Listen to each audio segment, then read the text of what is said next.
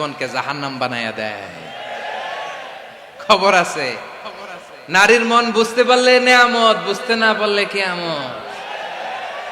ঠিক কিনা বলে? কত দামি আপনি জানেন না, জানেন না আপনি কত দামি, অনেক দামি আপনি।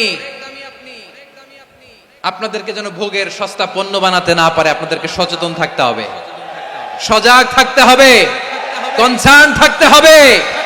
শয়তানের ওই হাতছানির দিকে আর নজর দেওয়া যাবে না। তাহলে কেন আল্লাহ তাআলা এই ফাহশা অশ্লীলতাকে হারাম করলেন? এক নাম্বার, এতে হিউম্যান ডিগনিটি কমে। দুই নাম্বার, এতে মানুষের অধিকার নষ্ট হয়। আপনি বিয়ে করেছেন এরে, পরকিয়া করেন ওর সাথে, এরকম আছে না নাই?